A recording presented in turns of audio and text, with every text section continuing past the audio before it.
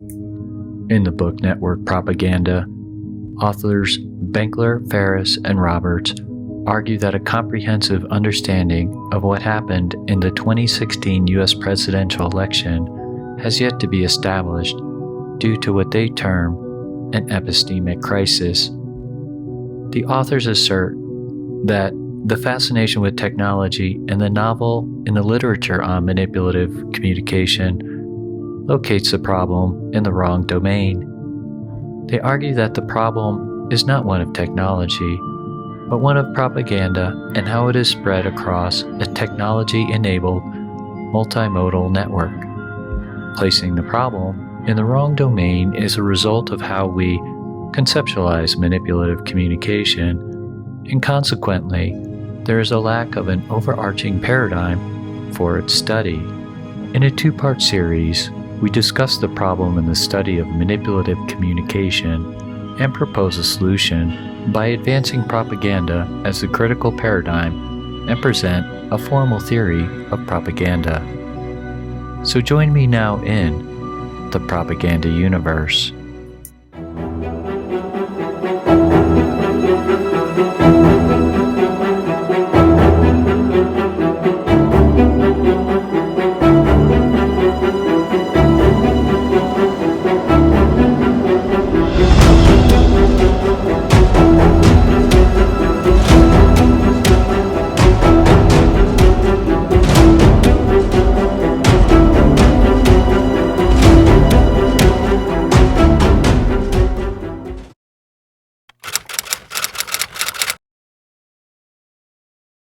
Before starting in on our discussion of propaganda as the critical paradigm, we first need to talk about what is meant by a paradigm and how it is used to create knowledge.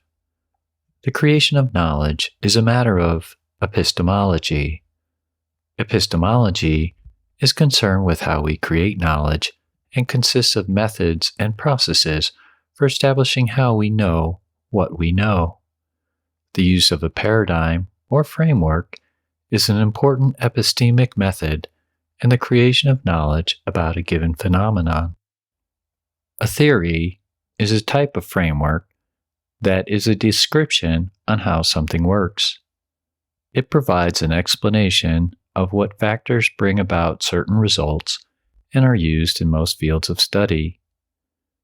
A key step in the study of a phenomenon is to select a theory that directly relates to that phenomenon and supports the research goal.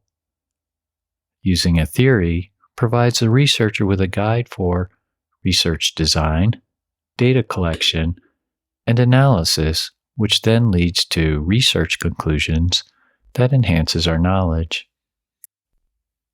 Misapplication of a theory or mismatch between theory and a phenomenon leads to questionable research outcomes.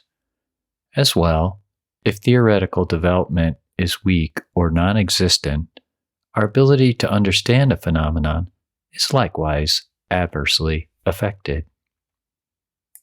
In the case of propaganda, its use as a paradigm for the study of manipulative communication has suffered from weak theoretical development due to a number of reasons.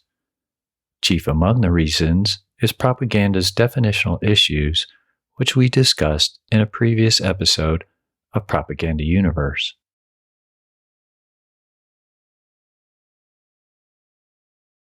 One major reason for propaganda's definitional issues was the multifaceted and complex nature of propaganda itself. Propaganda consists of a diverse set of interconnected components that cut across a number of different fields of study.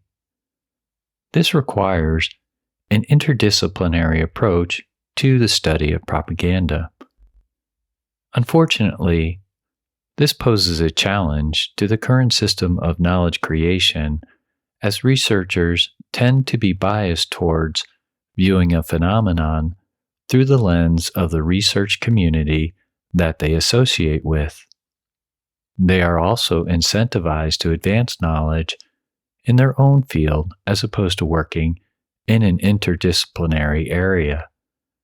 For instance, sociologists will think of manipulative communication in terms of their sociology field, as will psychologists through their respective field. Not only has this dynamic led to unsatisfactory definitions, but it also negatively affects the development of theory, as researchers will either use or develop theory within the confines of their primary field of expertise. Another major factor was identified by Jacques Ellul with his assertion that propaganda is a secret action. The production of propaganda is something that needs to be kept secret, as exposure to the general public of its use and internal workings would compromise its effectiveness. Because of the secrecy that surrounds propaganda, external observation of its processes and how it functions is denied to researchers. Researchers can only collect data from sources they have access to, so they base their research on what is observable, which is the output of propaganda. Our understanding of propaganda is therefore biased towards thinking of it in terms of either technology or techniques, as this is what can be observed. This accounts for the profusion of works whose titles feature technology-related terms such as cyber, social media, or computational. Works that frame manipulative communication as being a technique feature terms such as disinformation, fake news, or active measures. In application, propaganda is more than either the mediums or techniques used in its dissemination.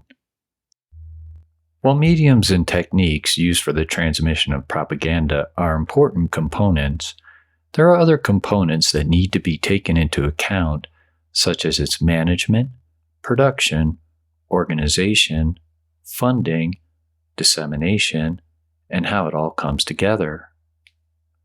It is most important, however, to understand the larger purpose towards which these various components are being applied and who is benefiting from its use.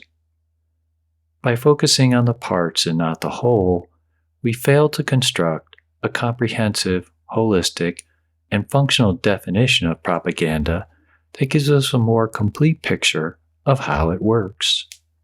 The lack of a sound theoretical foundation is directly related to propaganda's definitional issues. Because of this, the meaning of propaganda has been shaped to reflect the goals of researchers, scholars, and journalists. This is one reason why scholarship is so fragmented with respect to manipulative communication, which has in turn hindered its study. The book Network Propaganda provides an example of how definitional issues have affected manipulative communication theory and frameworks. In the book, the authors Benkler, Ferris, and Roberts assert that the term propaganda was appropriated by influential media scholars for the critical study or Marxist perspective concerning the dynamic between corporate media, capitalism, and government. Because the meaning of propaganda had been bound to this particular use case, Benkler, Ferris, and Roberts claim that it was effectively removed from the theories available for the more general study of the intentional manipulation of public opinion. As the goal of Propaganda Universe is to enhance the understanding of manipulative communication, advancing propaganda as a critical paradigm for its study is a top priority. The first step was to fix a functional definition of propaganda that was related to and that could lead us towards the development of a solid theoretical foundation. In the last episode of Propaganda Universe, we articulated this definition, so please check out this episode if you haven't already. Restating this definition here, it reads, an intentional attempt to exercise power through an act of communication to produce an action or inaction that benefits the user. Having now established a functional definition, we can now move on to discuss the development of a formal theory of propaganda, which is the topic of the next episode. Well, I hope you've enjoyed today's episode and that you'll join me in the next, where we will be constructing a formal theory of propaganda. If you'd like to download and listen to a podcast version of this channel's videos, they are available through most of the podcast directories, such as on Apple, Spotify, Amazon Music, iHeartRadio, Podchaser, and Podcast Index. Or you can visit either the Propaganda Universe's Buzzsprout page or main website through links located in the video description. And as always, please remember to like, subscribe, and share this video.